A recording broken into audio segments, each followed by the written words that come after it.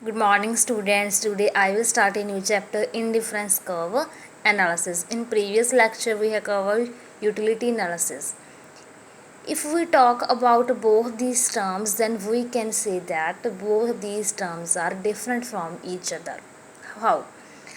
Previous lecture में हमने बात की थी कार्डिनल यूटिलिटी अप्रोच की, और अगर हम बात करें इन डिफरेंस कर्व एनालिसिस की तो ये क्या है, एक ऑर्डिनल अप्रोच है।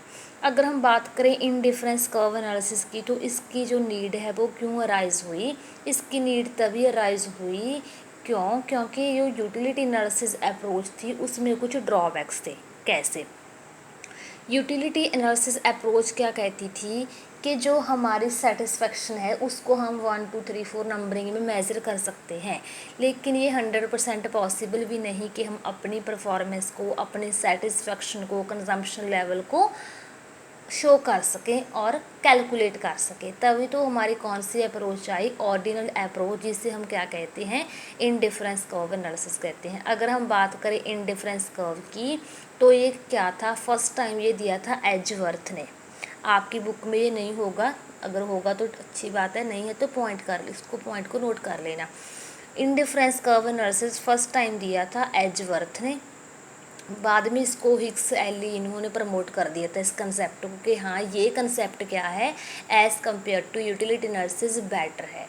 क्यों?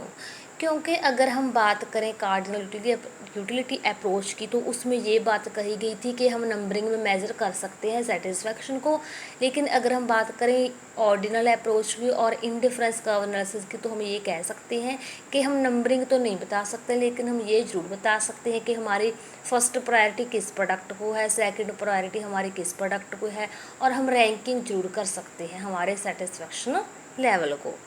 तो अगर आपने पहले अच्छे से सुन लिया है आपने, तो आपको इतना तो आइडिया हो गया होगा कि इनडिफरेंस कर्व क्या है और यूटिलिटी एनालिसिस क्या है। So firstly what is an indifference curve? It is a locus. Locus means होता है मिक्स।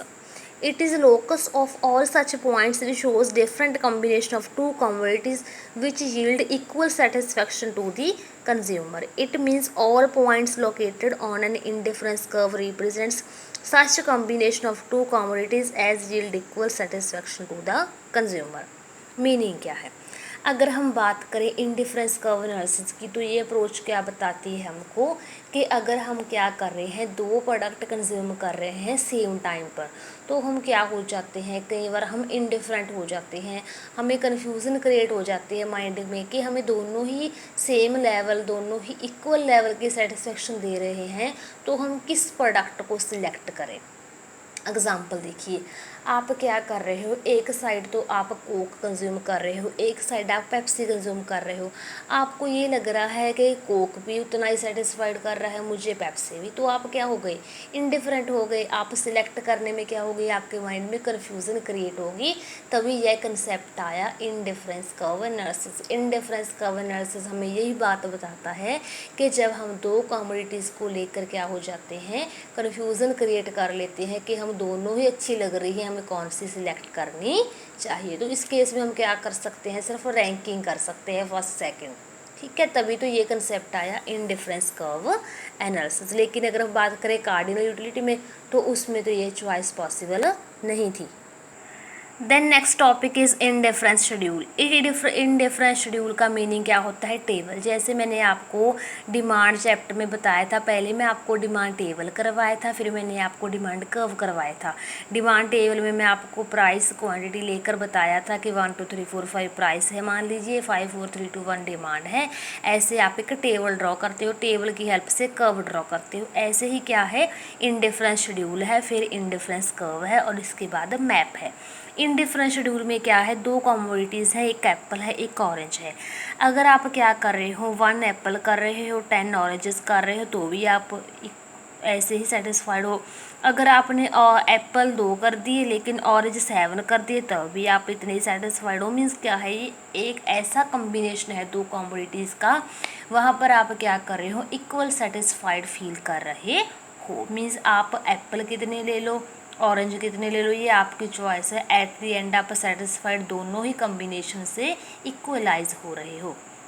देन इंडिफरेंस कर्व, जैसे हमने डिमांड शेड्यूल, डिमांड टेबल के बाद क्या करते थे, डिमांड कर्व शो करते थे, ऐसे हम क्या करते हैं, इस टेबल की हेल्प से इंडिफरेंस कर्व शो कर सकते हैं। और मोस्ट इम्पॉर्टेंट पॉइंट क्या है इंडिफरेंस कर्व में, जो आपने याद रखना है, हमने ये बात माइंड में रखनी है कि indifference curve never touch X axis और नेवर टच वाई एक्सिस। इसका मीनिंग क्या है, इसका मीनिंग ये है, हमने बात की है कि हम दो कमोडिटीज़ कंज्यूम कर रहे हैं, दोनों हमें इक्वल सेटिस्फेक्शन दे रही हैं, तभी तो हम इंडिफरेंट हो गई उनको सिलेक्ट करने में। तो अगर जिसने एक्स एक्सिस को या वाई एक्सिस को टच कर दिया तो इसका मीनिंग तो ये निकलेगा कि हमने सिर्फ एक कमोडिटी को प्रेफरेंस दी है, दूसरी की कंजम्पशन हमने ज़ीरो कर दी है। इस ऐसे तो हम कह नहीं सकते, क्योंकि हमारे पास दो कमोडिटीज़ हैं, हम दोनों को लेकर इनडिफरेंट हैं, तो तभी तो हम कह सकते हैं कि indifference curve never touch X axis और नेवर वाई एक्स एक्सिस।